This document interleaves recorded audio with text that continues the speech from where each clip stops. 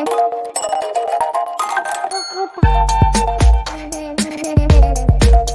Everyone, इस video में बात कर लेते हैं ऑयल इंडिया लिमिटेड की। क्विकली एनालिसिस देख लेते हैं। चैनल को लाइक एंड सब्सक्राइब करना मत भूलिएगा। तो ऐसे काफी लोगों के कमेंट आ रहे थे कि सर ऑयल इंडिया अभी कितना गिरेगा, बिकॉज स्टॉक ने जो रैली करी थी उसके अकॉर्डिंग अब काफी लोग ऊपर के जोन पे फंस चुके हैं।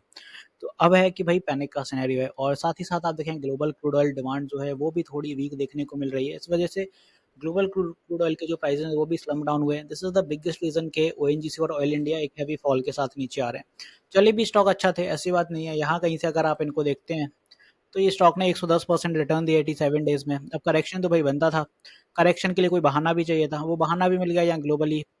अब यहाँ पे 25% तो गिर चुका है। क्या अभी और गिरेगा? अभी डेफिनेटली अभी पुल बैक की संभावनाएं रहेंगी, क्योंकि यहाँ पे आप देखें एक भी जगह स्टॉक स्टेबलाइज हो ही नहीं पा रहा है। हर दिन लोअर लोज लगते जाते हैं और स्टॉक और नीचे आता चला जाता है। ईएमएस ब्रेक होते जा रहे हैं और स्टॉक में सेलिंग अपनी कंसिस्टेंट देखने को मिल रही है। थोड़ी यहाँ पे एक चीज पे नजर डालते हैं। आप देखेंगे oil India ONGC dip up to 6% as crude oil prices fall on demand cushion। ये आज ही की न्यूज है। while upstream earnings are currently impacted with the OPEC plus delaying its planned rise in production, analysts at Prabhudas Lilladher expect oil prices to rebound to 75 to 80 rupees per dollar barrel soon।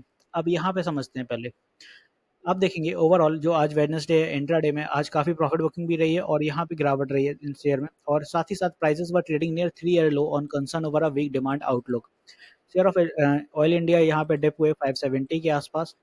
साथ ही साथ अगर आप यहाँ notice करें, recent global development leading to ample supplies and amid weaker demand prospect have pushed Brent oil price below $70 per barrel, while upstream earnings are currently impacted with the organization of the OPEC delaying its planned rise in production. Analyst at Prabhudas Lilladher, analyst at the brokerage firm noted that oil realization should, net oil realization should bounce back to around 75 to $80 per barrel.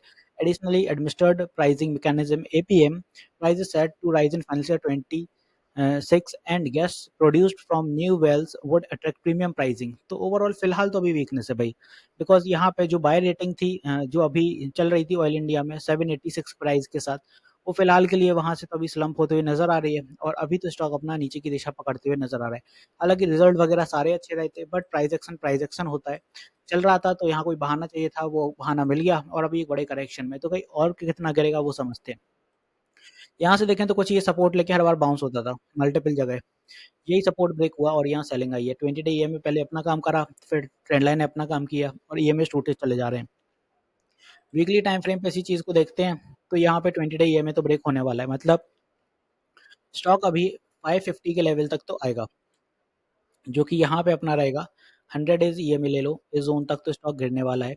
अगर ये भी टूटता है तो फिर further weakness दिखेगी, जो कि फिर स्टॉक को लेके आएगी 525 और फिर 515 के जोन में यहाँ कहीं।